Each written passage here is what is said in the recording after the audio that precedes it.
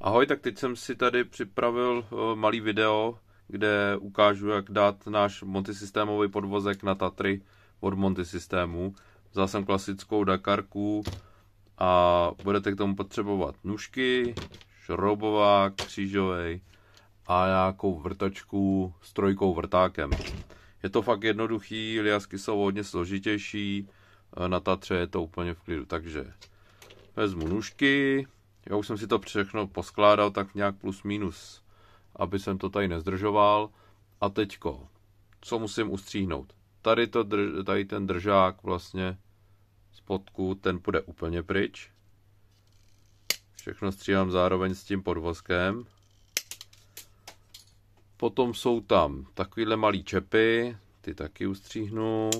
Můžete to odbrousit nějakou brůzkou, to je jedno, prostě já to dělám tak, jak by to měli nejjednodušší lidi doma. Tak, to je tohle. Zadní tam necháváme, ten drží vlastně podvozek.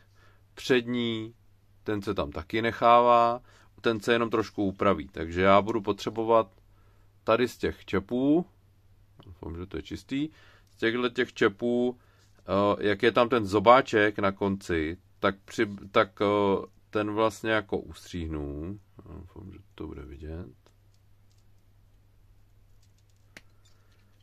Z jedné, z druhé strany.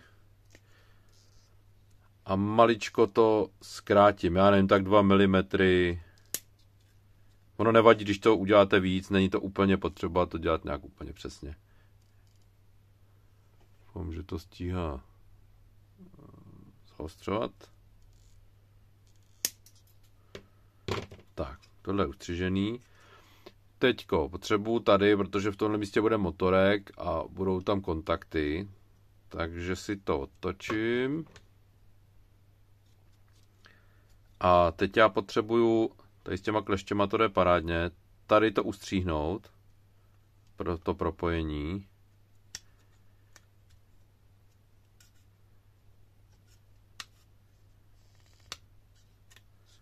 Tak.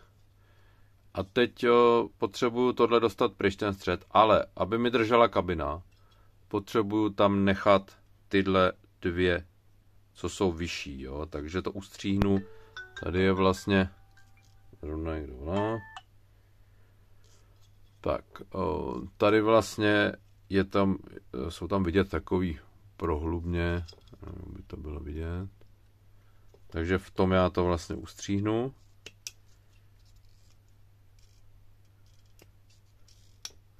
A aby mi zůstaly takhle ty dva čepy. Jo? Protože za to se zaháknou háčky na tom. Tak, a to je vlastně všechno. Pokud máte už doma ty podvozky, ještě upozorním, někdy to kolečko má na sobě nálitek, tak ten ideální je prostě začistit, zastříhnout, protože potom to vychází jen tak a mohlo by to drhnout. Takže teď, když mám tohleto ostříhaný, tak vlastně jenom čistě nasadím podvozek. Ono mi to tady zapadne jak vzadu, tak vepředu. Tak, já nevím, jak to bude dobře vidět, ale právě když to neustříhnu moc, ty přední packy na tomhletom krytu, tak mi to krásně vymezí a nemusím teďko štelovat takhle, jestli jsem na středu, jo. Takže teď mi to takhle krásně drží. Podívám se, abych měl jenom drátky, abych je neměl přiskříplý. Vezmu trojku vrtáček a provrtám skrz. Tak, teď to na chviličku odendám. Každý ten náš podvozek obsahuje takovouhle destičku, protože ten základ je univerzální jak na liazy, tak na Tatry, ale tady je to potřeba trošku vymezit, takže musím tam vložit destičku. Tak. A pak už zase vracím zpátky, abych měl drátky mezi veprostřed. Nastrčím.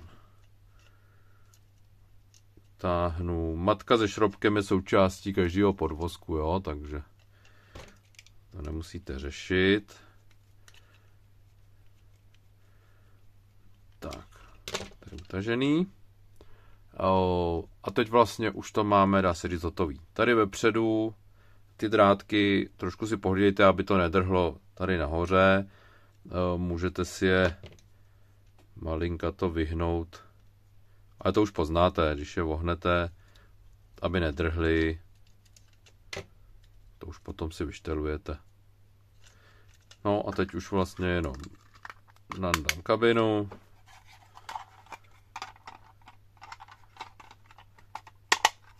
Nandám to. Jo, ještě jsem zapomněl. Jo, teď mi to tam bude držet. Ještě jsem zapomněl, že když to nandáváte, to samé je i u liasky, tak si hlídejte, aby tyhle kontakty neležely pod těmahle výčňovkama. Jo, já koukám, že tady to zrovna jsem zapomněl, jak to točím. Aby byly prostě mimo aby tam měli své místo a nebyly přimáčky, aby si ten podvozek pořádně sednul.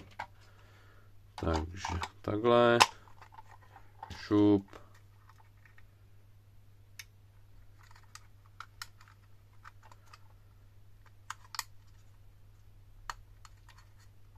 Tak. A hotovo.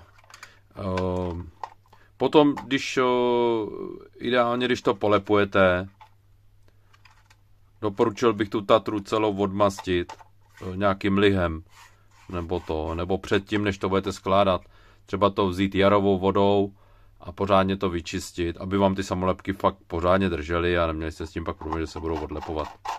Takže jo, tak to je celý to video a zatím čau.